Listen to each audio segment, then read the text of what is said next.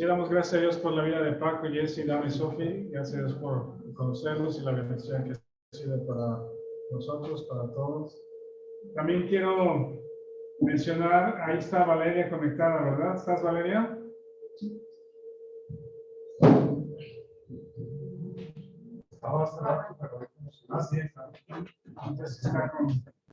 Sí, bueno. Hola, hola. Ahí está. Sí, acá estoy. Les quiero compartir lo que habíamos platicado. Nos ha estado aquí nosotros. Tuvo que cambiarse. Bueno, ¿por qué no nos compartes tú que te cambiaste de ciudad ya a vivir y tenía la intención de despedirse aquí, pero ya no tuvo, pero quedamos y conectamos para saludar? Sí, pues por motivos del trabajo, bueno, no sé si algunos ya sabían, pero soy guía Montessori. Apenas me gradué hace unos meses y bueno, había encontrado trabajo, gracias a Dios, ahí en una escuela en Guadalajara, pero bueno, ya no me renovaron el contrato, entonces empecé a buscar otras escuelas y encontré acá, gracias a Dios, acá en la Riviera Maya, que siempre, bueno, tenía muchos años queriendo vivir cerca del mar y pues gracias a Dios me lo concedió, lo puse mucho en oración para ver si era su voluntad y pues me abrió las puertas acá en una escuela de Playa del Carmen y pues yo vivo acá en Puerto Morelos. La verdad es que acomodó todo así de manera muy perfecta y vivo con una de mis sobrinas, de hecho, que vive por acá y justo un mes antes de que me viniera, no, como mes y medio, 2 meses, a ella se le desocupó una habitación y pues ya me vine aquí a Puerto y en la escuela también pues me abrieron las puertas, así que pues sí, ya me dice mi hermana que ya me volví costeñita, así que acá andamos. Bueno, muchas gracias, Valeria, y le comentábamos que la iglesia oraría por ella, pues que de todos, sabiendo que ya se cambió de casa, que está ya viviendo, pues vamos a orar por ti, Valeria, y que encuentres a una iglesia, un grupo de creyentes donde puedas también congregarte y crecer.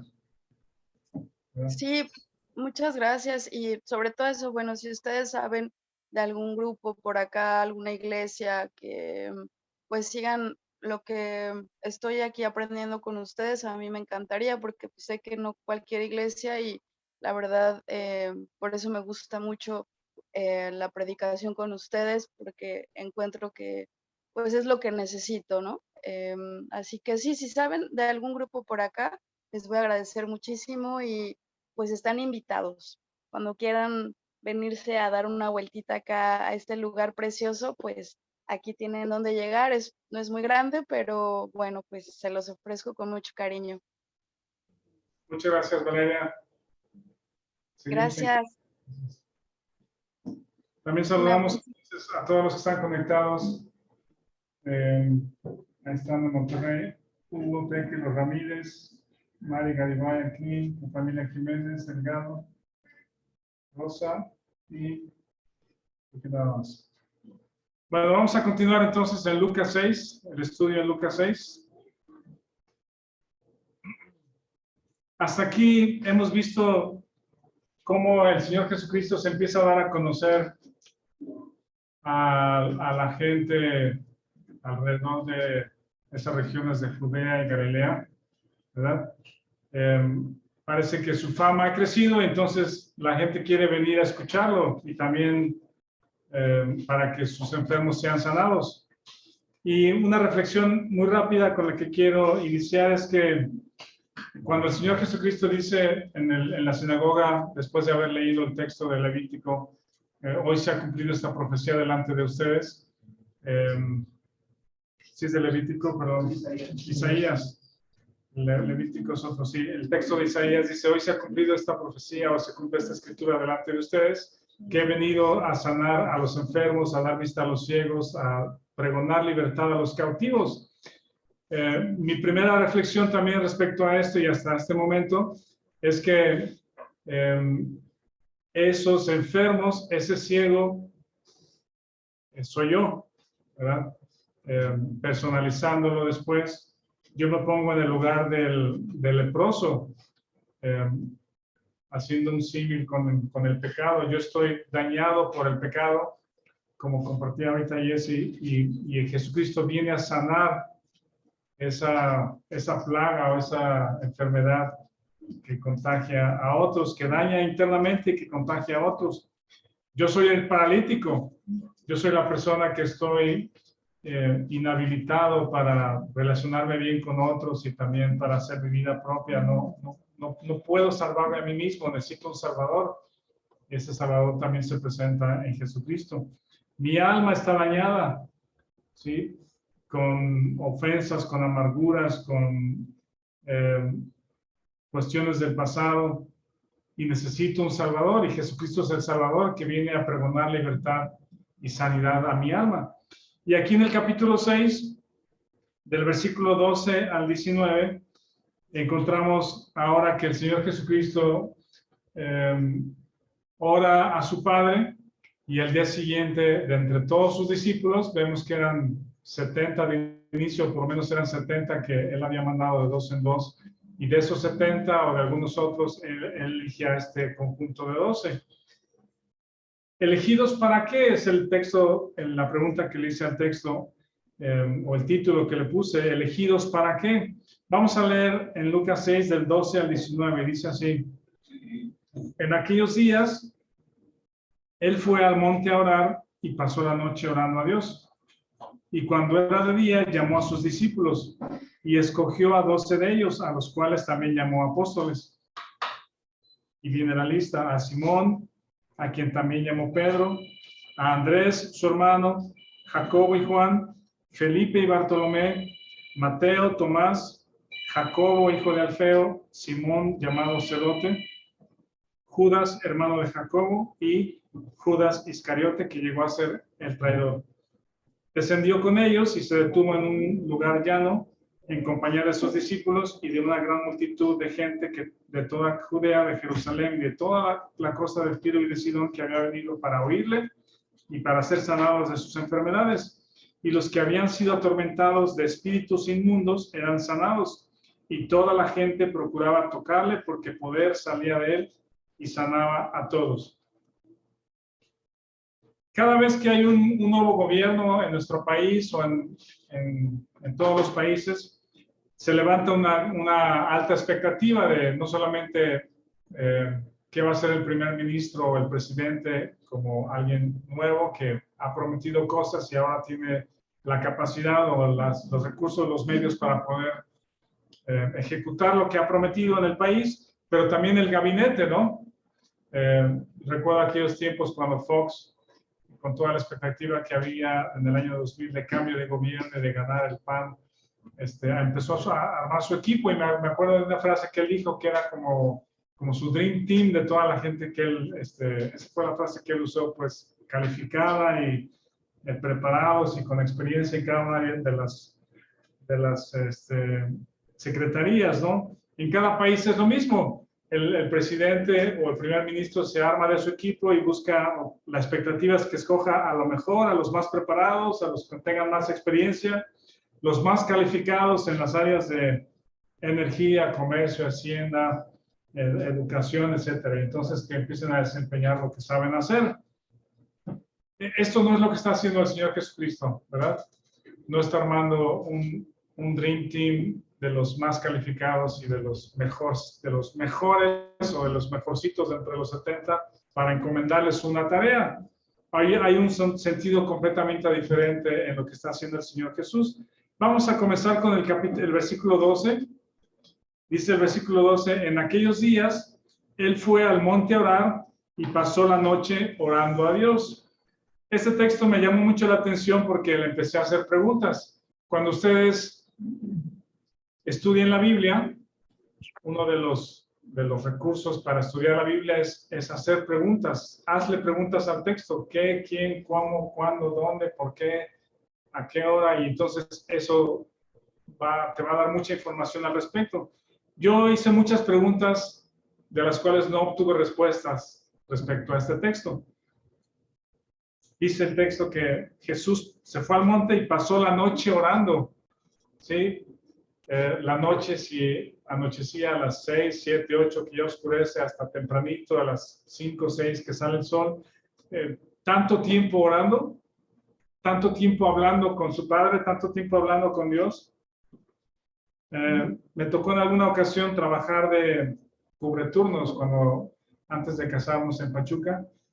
Cubría los turnos en caja en cierto horario, cubría los turnos en la recepción en cierto horario, y de lunes, era domingo en la noche, a lunes, me cubría el turno de la noche ¿cómo se llama? En el mostrador, pues los que llegaban a registrarse en la noche, y es súper pesado, es muy pesado, muy cansado. Trabajar de noche, si a ustedes les ha tocado, es algo agotador, pues, ¿verdad? Y una vez por semana, pero hay personas vigilantes o personas que cuidan, o ¿cómo se dice? Veladores, guardias, y en muchas actividades trabajan de noche, y es muy agotador trabajar de noche. Y mis preguntas fueron, ¿qué tanto le dijo Jesús a su padre? O sea, pasar toda la noche, ¿qué cantidad de cosas? ¿De qué hablaron? Le consultó acerca de la elección, qué iba a hacer, qué le preguntó respecto a la elección, a los que Jesús tenía en mente. Le habrá preguntado a Dios, al Padre, ¿y cómo ves a Pedro? ¿Será apto? Y Judas Iscariote se ve que es buen hombre. ¿Habrá tenido dudas? Yo no pienso que habrá sido ese el sentido de la oración respecto a dudas y la elección de esos 12. Te digo que hice muchas preguntas y no a todas obtuve respuesta. ¿No se aburrió Jesús de estar hablando tanto toda la noche? ¿A Dios le gustó escuchar? ¿Tuvo frío, tuvo sueño toda la noche? ¿Era una oración formal o una oración informal ¿cómo se dice? De mucha confianza, de padre a hijo, de hijo a padre? Un médico forense brasileño que estaba involucrado en hacer la autopsia a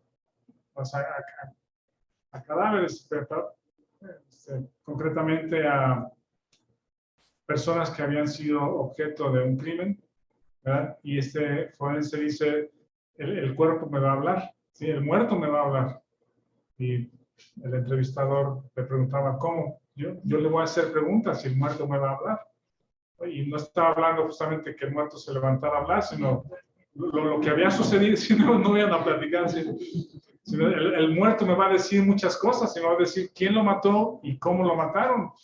Y es muy interesante porque entonces el médico forense empieza a hacer su reporte y había recibido un balazo en la cabeza cuando la persona acusada había dicho que lo había matado de frente, y el forense dice, no, eso es imposible, porque el balazo lo recibió en la cabeza, por un lado, y de arriba hacia abajo, y una distancia cercana, ¿sí? Porque cuando es una distancia cercana, el orificio tiene un círculo negro de una quemadura, pues, ¿verdad? Le llaman el tatuaje de la bala.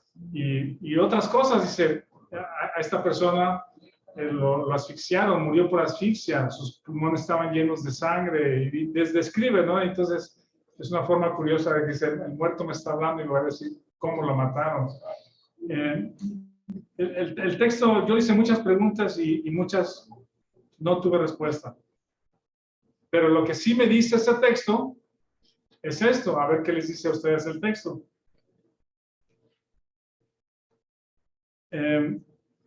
Este texto sí me habla mucho del carácter de Jesucristo, ¿sí?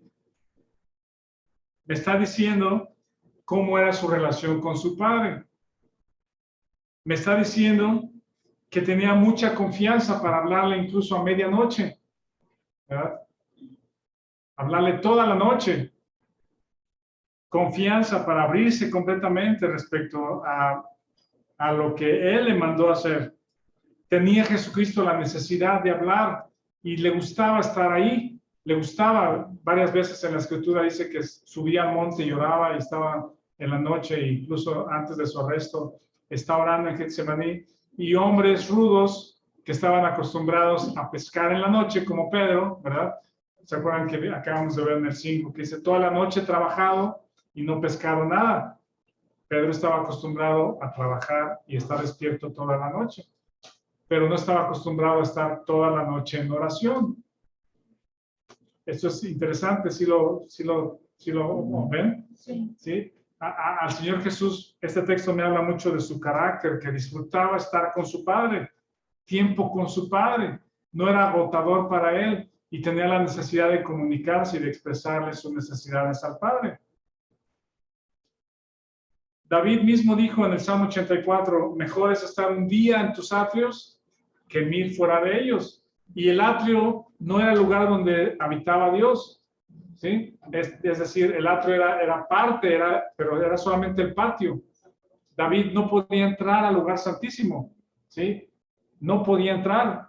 Si él entraba, no sé si Dios hubiera tenido misericordia, como el tema de los panes que vimos la semana pasada, ¿verdad? Pero David no podía entrar.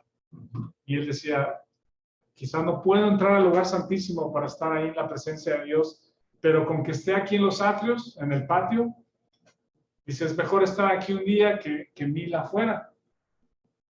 Lo mejor que pudo estar, o lo más cerca que David pudo estar del Padre, era en el patio de su casa. Y Jesucristo nos abrió la puerta, nos abrió el camino, para que tú y yo pudiéramos disfrutar de esa misma comunión que él tuvo con su Padre. Este es el primer texto que parece que no nos dice nada, pero háganle preguntas y van a ver cómo nos habla del carácter de Jesucristo. Eso me llama mucho la atención. Cuando al día siguiente, dice el versículo 13, que era de día, llamó a sus discípulos y escogió a 12 de ellos, a los cuales también llamó apóstoles. Aquí parece que hay como una progresión en los términos en los que define a estas personas. El primero es un discípulo. Les digo que había 70 por lo menos que en alguna ocasión ya los había mandado de 2 en 2. Pero también, esos discípulos son aprendices, ¿verdad? Son alumnos. Y muchos tenían alumnos. Los fariseos tenían alumnos, los saduceos. Juan el Bautista tenía alumnos, aprendices, personas que les gustaba y les encantaba, les atraía lo que estaban enseñando, entonces hacían sus discípulos. Algunos de ellos ya se habían ido con Jesús, como Andrés mismo, el hermano de Pedro, había sido discípulo de Juan y después se hizo discípulo de Jesucristo. Pero después de discípulos, que es aprendiz, dice, de esos aprendices o alumnos que han escuchado, que han visto, que han estado ahí, hay 12 que escoge la palabra, son seleccionados, son eklegomai, es la palabra, son elegidos. Y de hecho es la misma palabra que usa en Efesios 1:3 respecto al creyente, ¿sí? Eklegomai. Dice, tú fuiste elegido, somos elegidos, fuiste elegidos, ahorita no podemos ver. Y después, más adelante, entonces, a esos elegidos o seleccionados, realmente es una buena palabra, seleccionados también aplica y aparece ahí en los diccionarios, son los seleccionados. Después les llama apóstoles, les llama enviados, les llama delegados o emisarios, apóstolos. ¿Sí? Entonces pasan de ser aprendices a ser elegidos y después enviados. Y la pregunta entonces, el título que le doy a este día de estudio es, ¿elegidos para qué? ¿Sí? ¿Qué iban a hacer? ¿Iban a entrar a la acción? ¿Qué van a hacer? ¿Estaban preparados? ¿Estaban capacitados para la encomienda que iban a recibir? ¿Tenían experiencia? Y la respuesta a estas 3 preguntas es no. ¿Sí? ¿Qué tenían entonces? Tenían una gran necesidad de ser sanados. Tenían una gran necesidad de que se les quitara la venda de los ojos, la lepra del cuerpo, la amargura del alma, ¿sí? Que Jesús venía a ofrecer, que venía a pregonar libertad a los cautivos. Ellos son los primeros libertados de los cautivos, o de los primeros, ¿verdad? Y el primer llamado que Jesús hace a estos hombres es un llamado a sí mismo. Recuerden lo que Jesús dijo a Mateo. ¿Qué le dijo? ¿No se acuerdan? Una palabra. ¿Eh? Sígueme. Nada más.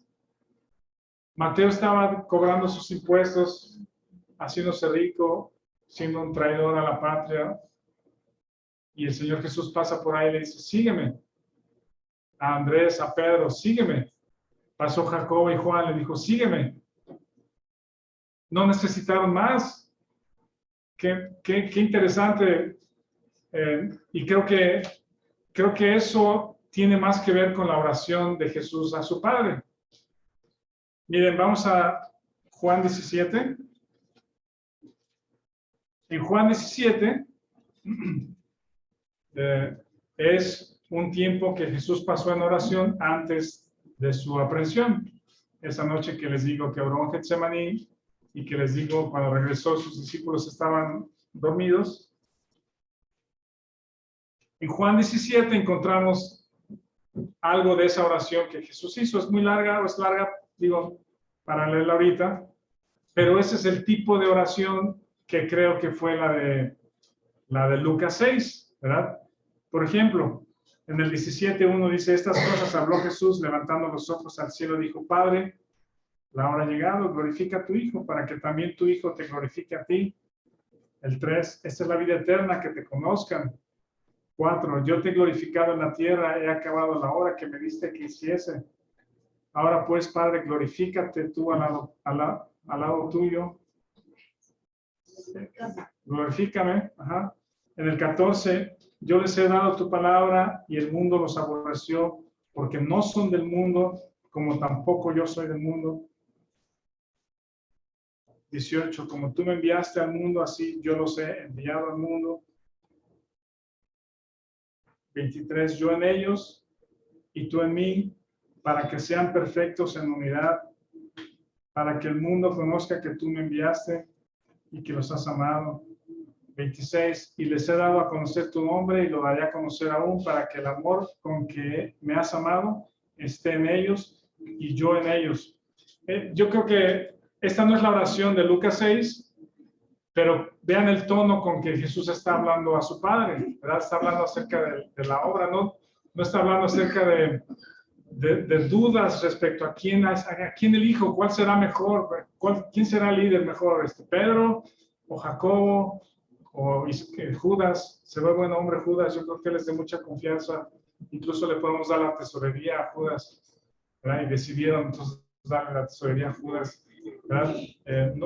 Yo creo que no están hablando en esos términos de a quién elegir, sino ya saben quiénes son los que llaman y Jesús está intercediendo por ellos, ¿sí? ¿Elegidos para qué?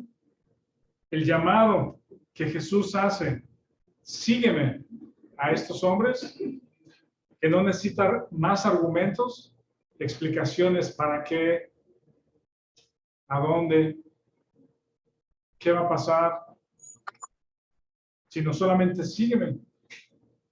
No es a la acción, ¿sí? No es un llamado a la acción, y eso es lo atractivo, a la acción. De hecho, si Jesús les hubiese dicho, y de hecho les dijo algunas cosas, pero si les hubiese dicho todo lo que iban a pasar, no estoy seguro si ellos lo hubieran seguido, ¿verdad? No sé. Pero el llamado que Jesús hace a estos 12 hombres es un llamado a sí mismo. ¿Sí? Jesús es la figura central, es tan atractivo que te atrajo a ti y me atrajo a mí hacia Él, a la conversión de nuestras almas, a la salvación.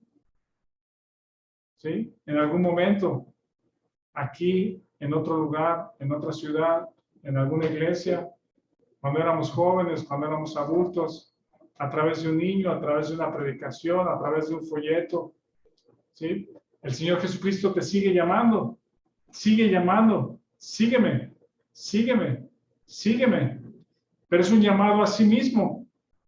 es una atracción hacia Él mismo. Más adelante Jesús explica en Juan 15, ustedes en mí y yo en ustedes. Y está hablando ya de la unión en Cristo, de la que también habla Pablo, ¿verdad? Ya no yo, sino Cristo en mí. Yo estoy en Él, estoy en Cristo, y Él está en mí y Él vive en mí. Esa es la unión que tenemos con Él. Los discípulos no tenían ni idea respecto a esta unión, pero fue tan atractiva la persona de Jesucristo que se levantaron de lo que estaban haciendo y le siguieron. Ese es el llamado, un llamado a sí mismos. A sí mismo. Yo sí creo que aunque no estaban capacitados para un ministerio espiritual, ¿verdad? No estaban entrenados, no conocían mucho de las escrituras, ¿verdad? Me llama mucho la atención lo que ya platicamos, que dice que son sin letras y vulgares, ¿verdad? Son del pueblo, no son educados. Pedro era uno de ellos. Cuando vemos las cartas de Pedro, primera y segunda de Pedro, yo veo a un Pedro diferente, ¿sí? Una persona que ya estudió, que ya leyó. Si no le gustaba leer, o si no sabía leer, o si no quería escribir, o si no sabía escribir, algo pasó en su corazón que fue atraído hacia eso, porque era la manera en que él podía comunicar el testimonio y la verdad acerca de Jesucristo. Y entonces cita textos del Antiguo Testamento uno tras otro en sus cartas.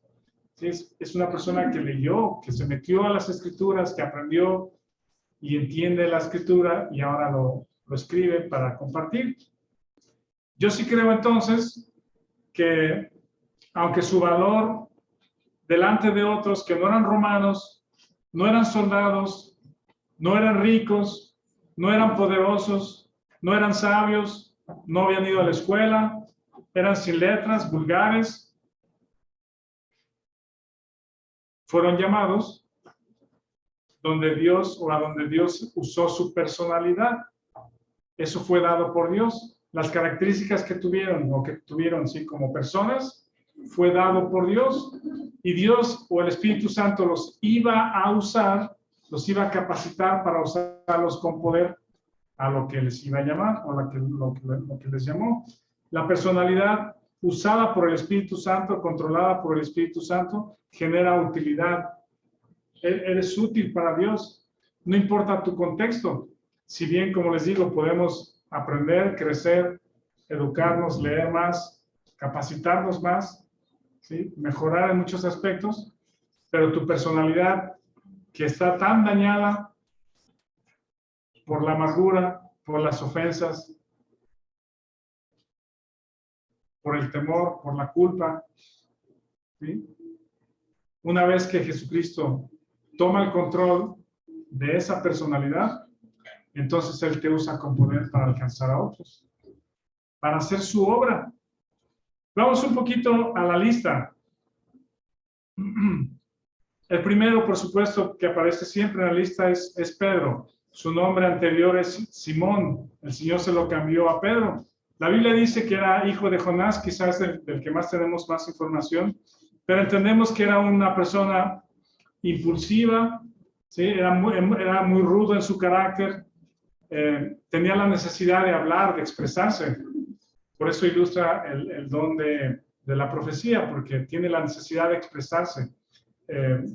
Entre nosotros hay personas así, que no se pueden quedar callados y que dicen lo que piensan, ¿sí? No significa que sea malo, es necesario, y Pedro era así. Sin embargo, usado por el Espíritu Santo, se convierte en un predicador poderoso de la verdad. Era un pescador rudo, incansable, ¿sí? Seguramente la capacidad de liderazgo era grande, ¿sí? Era casado. El Señor Jesús sanó a su suegra recientemente, le libró de una fiebre. Hermano de Andrés, ambos pescadores, trabajaban con su padre. De hecho, Andrés era el primer discípulo de Juan el Bautista y Andrés fue el que llamó a Pedro. Y luego viene otra lista de dos hermanos que es Jacobo y Juan. que el Señor les llamó hijos del trueno, ¿verdad? Boanerges, quizá también por su carácter fuerte.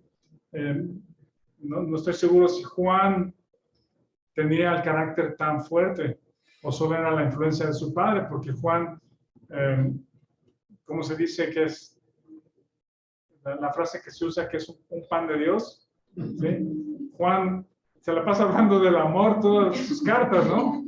Amamos unos a otros y Dios es amor y amémonos unos a otros, y se recostó en el costado de Jesús. Entonces no creo que haya sido tan rudo, tan Boanerges, hijo del trueno, o era la... ¿Eh?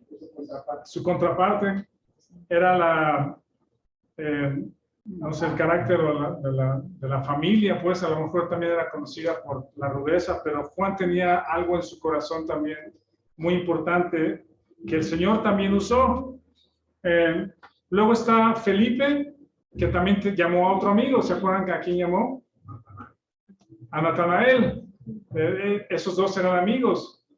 Felipe parece que era un estudioso también de las Escrituras y va con Natanael y le dice, parece que hemos encontrado a Mesías de Nazaret, y algo bueno ha de venir de Nazaret. Natanael también se llamaba Bartolomé.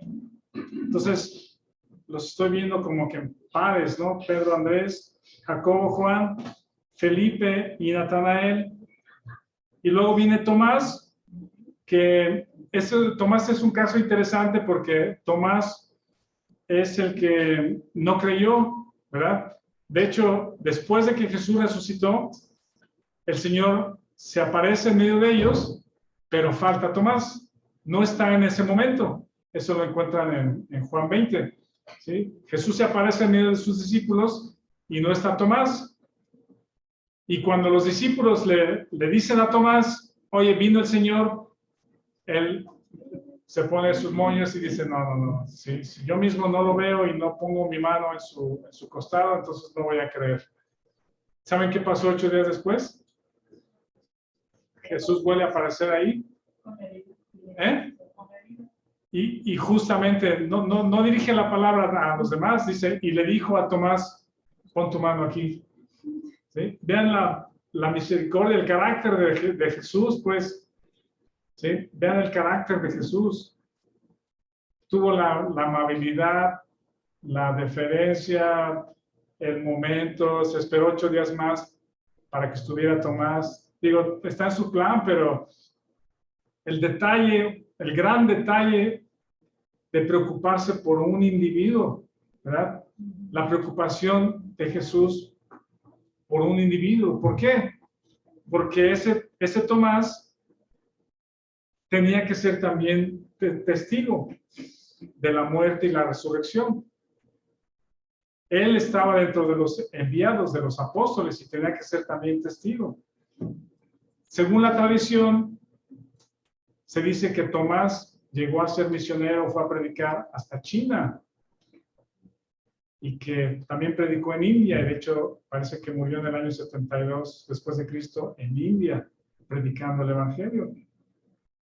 Uno no tiene idea de qué manera el Señor pueda usarme, cuando creemos y seguimos. Luego lo otro que es Mateo, que ya lo vimos ahí también en Lucas 5, una persona despreciable, ¿sí? Era despreciable. Y lo opuesto de Mateo es Simón el Celote. Simón el Celote, lo tenemos ahí llamado Celote en el versículo 15. ¿Saben qué es un celote? No es que te tomas en la noche con celotes. Con queso y crema van a decir, ya tienen hambre. Un celote era un nacionalista, era una persona fanática al extremo, era un judío extremista, ¿sí? Que era tan nacionalista y tan amante de su nación y de sus tradiciones y su religión, que no solamente aborrecía a los romanos, sino estaba dispuesto a tomar las armas para pelear contra los romanos y librarse de ellos en alguna ocasión. Esos eran los celotes. Ahora imagínense a Simón el Celote siendo llamado junto a Mateo el publicano. ¿Sí? Sentados en la misma mesa.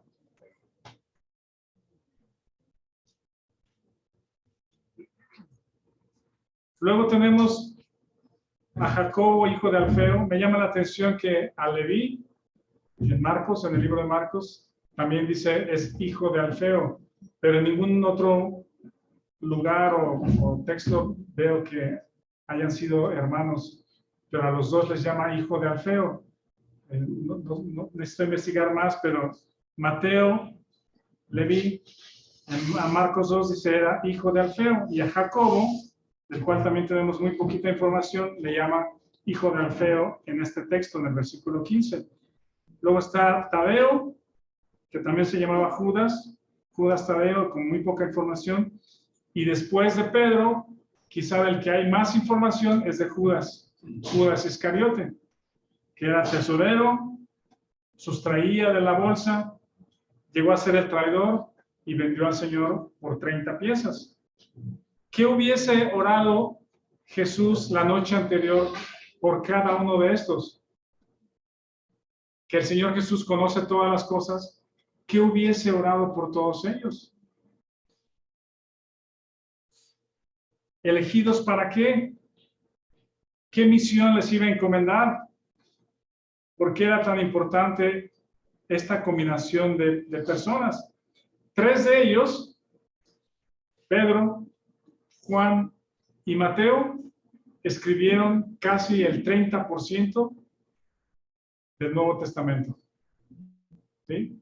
Escribieron 8 libros de los 27 que tenemos en el Nuevo Testamento. ¿Quieren contarlos? Mateo escribió su Evangelio, Juan escribió su Evangelio, Juan escribió primera carta, segunda carta, tercera, cuarta de Juan y Apocalipsis, van 6, y Pedro escribió primera de Pedro y segunda de Pedro. ¿Sí? 8 de 27 libros. Era importante, muy relevante, que estos hombres, si no estaban capacitados, que eran del vulgo, sin letras, ¿sí?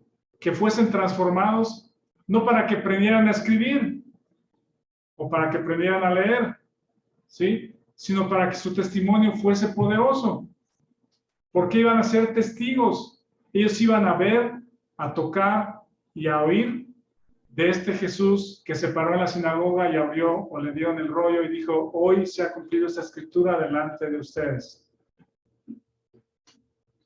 Y estos hombres van a ser testigos. Ellos van a ser los ojos de este Salvador.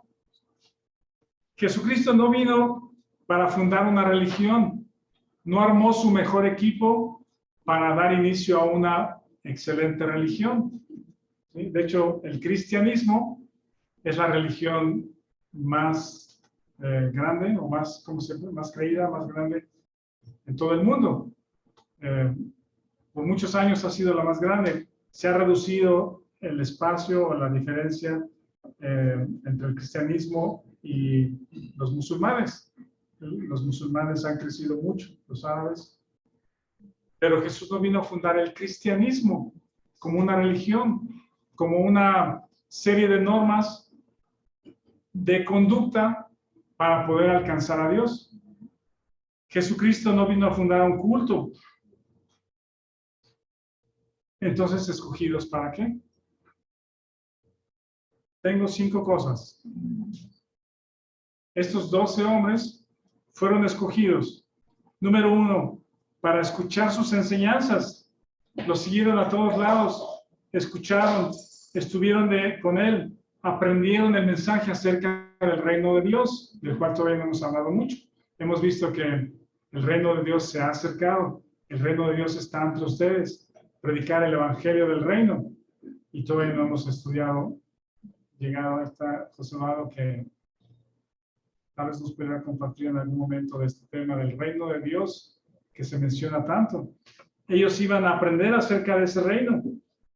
Número 2, fueron llamados para ser testigos de los hechos de Jesucristo, su muerte, su resurrección y su ascensión. Y su testimonio iba a dar veracidad a la historia. ¿Ven? el testimonio de estos hombres iba a dar veracidad a la historia. Aparte de lo que hemos mencionado, que se apareció a más de 500 personas al mismo tiempo y todos daban testimonio después de resucitar que Jesús es un testimonio irrefutable. Les decía, no es como que Dios me habló, se presentó, me habló, me dijo, y es lo que yo les vengo a decir, es lo que Dios dijo. Pero ¿quién estaba contigo? No, pues nadie vio, nadie escuchó, nadie estuvo conmigo. Ese testimonio es falso. ¿Sí? Ese testimonio es falso. Donde no hay testigos, se derrumba la veracidad de la historia. O por lo menos se pone en duda.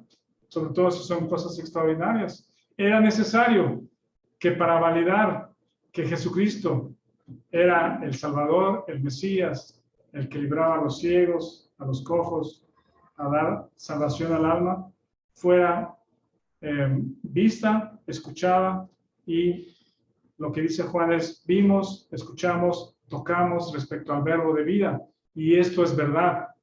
¿Sí? Entonces, ellos iban a ser testigos. Y estos hombres, creo que más la oración de Jesucristo esa noche era respecto a interceder por ellos,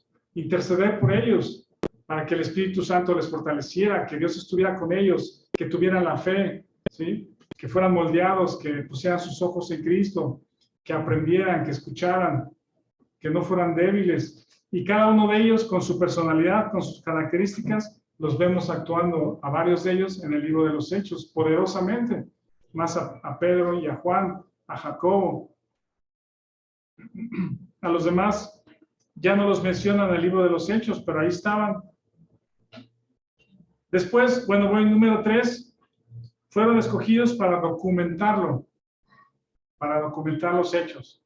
Número 4, para enseñar y cuidar a la iglesia. En muchas ocasiones las personas que están detrás de bambalinas, o por decir detrás del escenario, son las más valiosas en medio de las iglesias.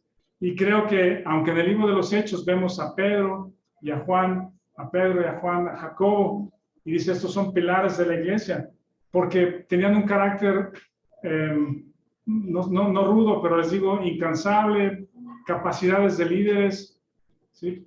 Pero quizá a todos los demás, como el mismo Andrés, a Felipe, Natanael, Tomás, Mateo, Jacobo, Tadeo, los demás, quizá eran los que estaban entre la gente, cuidando a la gente, viendo las necesidades individuales de los hermanos en medio de la iglesia, o saliendo a predicar. La Biblia no habla mucho de ellos, pero creo que personas que tienen poco, ¿cómo se dice? El reflector, ¿verdad? Como en el libro de los Hechos, también son muy valiosas. De otra manera, solamente hubiera elegido a 3 o a 4, ¿verdad? Pero eran 12 los que enseñaron a la iglesia y cuidaron a la iglesia. Nos enseñaron también el liderazgo, el pastoreo múltiple, liderazgo múltiple en medio de la iglesia, cómo Dios lo establece para la iglesia. Cuidan la doctrina de lobos rapaces, ¿sí? Y de tal manera cuidaron la doctrina que llamaron a Pablo y a Bernabé cuando había murmuraciones por allá de que la ley de circuncidarse, mandaron traer a Pablo y a Bernabé para dialogar acerca del asunto, y finalmente se estrecharon la mano diciendo, nos ha parecido bien a nosotros y al Espíritu Santo no poner cargas. Y Pedro se levantó y dijo, hermanos, si ni nosotros ni nuestros padres podemos guardar la ley, ¿por qué les vamos a poner carga a los nuevos creyentes, gentiles sobre todo, verdad? Si no podemos guardar la ley. Y Pedro es el que dice, la salvación es por gracia y por fe. Eso lo vemos en el libro de Hechos, capítulo 15. Parecía que Pablo es el que está predicando eso, el que está diciendo eso. Y no, es Pedro que dice, es por gracia y es por fe. ¿Quieren leerlo? Léalo, vamos a leerlo para que lo subrayen. Es Hechos 15. Ya vamos al final, ¿eh? Hechos 15, en el versículo 10, desde el 9, desde el 8. Este es Pedro hablando y dice, Y Dios, que conoce los corazones, les dio testimonio dándoles el Espíritu Santo, lo mismo que a nosotros. Es el testimonio de Pedro con Cornelio y lo que sucedió con Cornelio. Dice, y ninguna diferencia hizo entre nosotros y ellos, purificando por la fe sus corazones. Ahora pues, ¿por qué tentáis a Dios y poniendo sobre la cerviz de los discípulos un yugo que ni nuestros padres ni nosotros hemos podido llevar? Antes, creemos que por la gracia del Señor Jesús seremos salvos de igual modo que ellos. ¿Ven? Pedro diciendo, la salvación es por fe, purificados por la fe, y es por gracia. Y entonces en el 12, toda la multitud cayó y oyeron a Bernabé y a Pablo. 22, pareció bien a los apóstoles, a los ancianos y a toda la iglesia, elegir entre ellos varones. En fin, y Gálatas también platica la otra versión de Pablo respecto a ese asunto. Se dieron la mano en señal de compañerismo y Pedro iba a predicar a los judíos y Pablo y su equipo a los gentiles, pero es la unidad. Creo que de todas estas cosas que sucedieron después, es lo que el Señor Jesús está hablando con su Padre la noche previa de elegirlos. ¿Sí? No es a quién será mejor de entre los 70, ¿sí? Sino es que sean fortalecidos con poder, que te conozcan, Padre, que se mantengan en unidad, que defiendan la fe, que les des palabras para compartir. Una vez venido el Espíritu Santo, que Pedro pueda compartir con poder, no sé, ¿verdad? Pero en la relación, lo que les digo que veo, lo que sí me dice el texto respecto a Jesús, es la confianza para hablar con su Padre respecto a estos hombres y el ministerio, la obra que venía enseguida. Y la quinta cosa, que creo que es la más importante, vean ahí en el libro de Hechos también, en el capítulo 4, y con eso terminamos. Le voy a pedir a algún voluntario que lea Hechos 4, 12 y 13. Hechos 4, 12 y 13. Y en ningún otro hay salvación, porque no hay otro nombre bajo el cielo dado a los hombres en que podamos ser salvos. Entonces, viendo el denuedo de Pedro y de Juan, y sabiendo que eran hombres sin letras y del mundo, se maravillaban y les reconocían que habían estado con Jesús. Ese texto es como, no quiero separarlo de las escrituras porque toda la escritura es inspirada, pero es uno de esos textos que si pudiéramos poner como que en letras de oro, no sé cómo llamarlo, ayúdenme. Este texto es sublime o supremo, no sé cómo llamarle, pero es excelso, pues. El 12, en ningún otro hay salvación, porque no hay otro nombre bajo el cielo dado a los hombres en que podamos ser salvos, dijo el pescador. ¿Verdad? ¿Saben a quién le estaba diciendo esas palabras?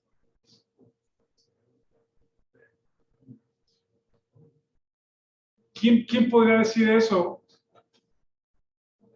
con tanta autoridad ante las personas con las que está ante el concilio? ¿Sí? Dice, vino el jefe de la guardia y los saduceos, resentidos, les echaron mano, los metieron a la cárcel y luego se reunieron los gobernantes, en el 5, los ancianos, los escribas, el sumo sacerdote Anás, y Caifás, y Juan, y Alejandro, y todos los que eran de la familia de los sumos sacerdotes. A ver, Pedrito, ¿qué tienes que decirnos? Y Pedro no se hizo chiquito. ¿No habrá estado el Señor Jesús orando por Pedro para ocasiones como estas? Por Juan, para cuando se sentaron a escribir el testimonio. Este texto es poderoso y lo está diciendo delante de todos estos hombres, personajes. Y yo les digo la verdad, si yo hubiese estado ahí, me hubiera hecho chico, pues, ¿verdad? Para atrás, a ver, ¿quién? ¿No quieres tú decirlo delante de los sacerdotes? Que ningún otro es salvación. No, es Pedro. Este hombre rudo del vulgo, a ese es al que necesito. Pero impulsado por el Espíritu Santo. dominado por el Espíritu Santo. ¿No habrá estado el Señor Jesús orando por él la noche anterior de traerlo entre los 12? Posiblemente. Y la razón de esas palabras poderosas, y de hecho estaba también con Juan, y dice, se maravillaban y les reconocían que habían estado con Jesús. ¿Sí? La sola presencia de Jesús no era suficiente. Haber andado con Jesús no era suficiente. También Judas Iscariote anduvo con Jesús. Otros anduvieron con Jesús. No era que habían sido influenciados de alguna manera por la conducta de Jesús, ¿no? Y la imitaron. No, era porque Cristo se mostró en ellos. Cristo se mostró en ellos. Y ese es el fin, y esa es la respuesta del título al mensaje de hoy. ¿Fueron escogidos para qué? Para que Cristo se mostrara en ellos.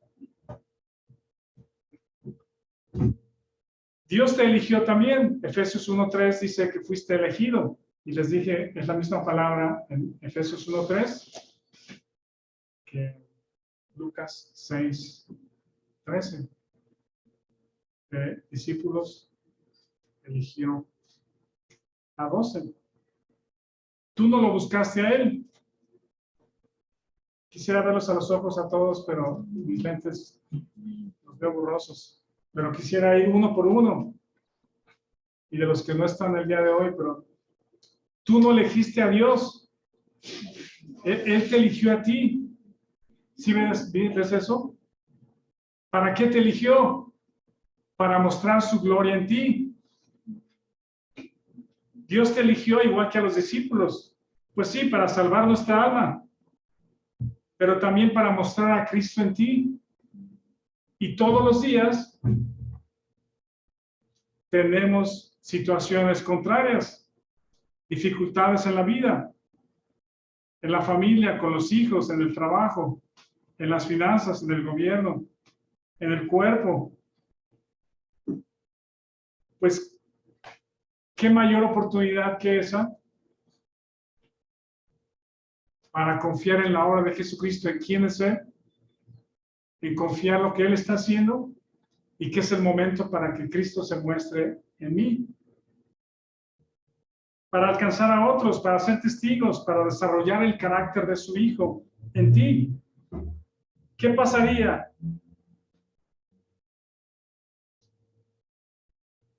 que el carácter de Cristo fuera desarrollado en nosotros de tal manera o en tal ocasión o tal manera que no te importe pasar toda la noche platicando con tu Padre? Y de repente ya son las 5 de la mañana y ya, pues yo aquí orando toda la noche y ya me amaneció aquí orando. No sé si suceda, pues yo me acuerdo de aquellas veladas de oración en la juventud allá en las iglesias donde estuvimos en Ciudad de México o allá en Pachuca.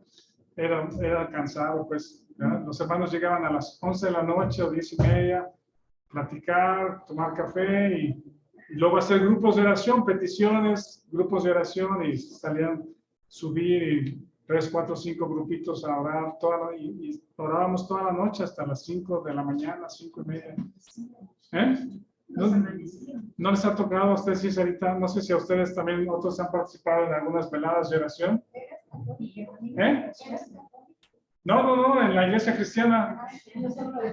Pero supongo que también en alguna religión se harán reuniones como esas, pues, pero es agotador, es bien cansado. Sales edificado y es muy bonito. Pero no nos damos sueño, hermano. A mí sí.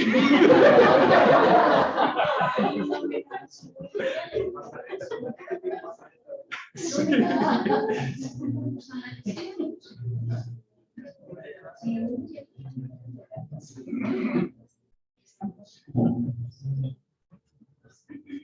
Rafa, es que si la oración se viera como esa comunicación con el Señor, con el amigo, por supuesto que se te va la noche.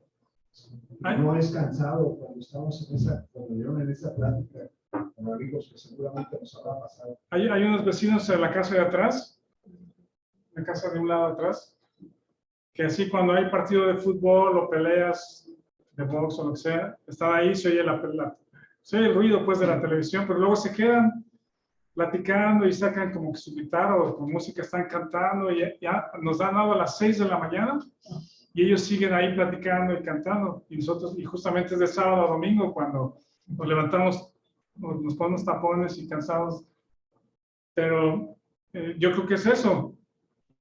Cuando estás con personas que te gusta estar, hay mucho que platicar, disfrutas el momento y se va el tiempo. Creo que así era la oración de Jesús con su Padre, pues, pero mi punto es,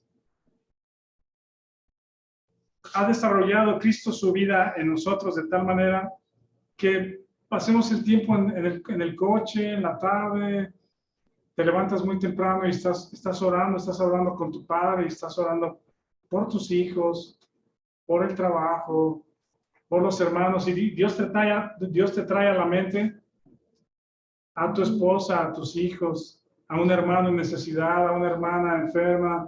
Es porque Dios te está llamando a ese tiempo de monte de oración, digamos. Si Dios te está llamando, hijo, ven. Y rehusamos este tiempo porque es cansado, porque es religioso. Pensamos que Dios no nos escucha, pero acércate a ese llamado. Dios te lo hace. A pasar tiempo en oración con Él, es oración personal y en comunión con tu Padre. Ese es el carácter de Cristo hermoso que veo en este texto.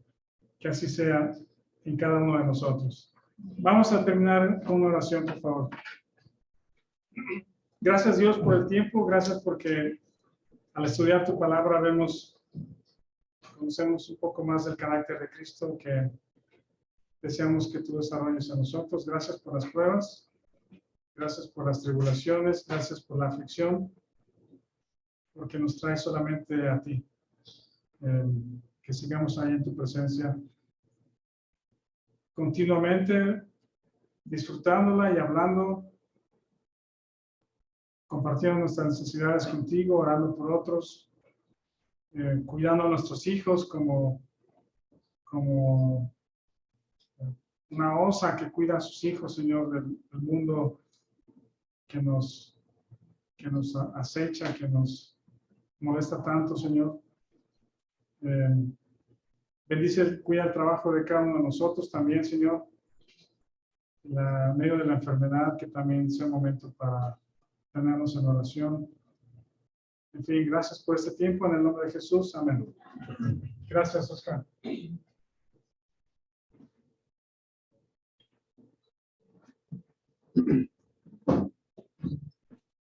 Gracias.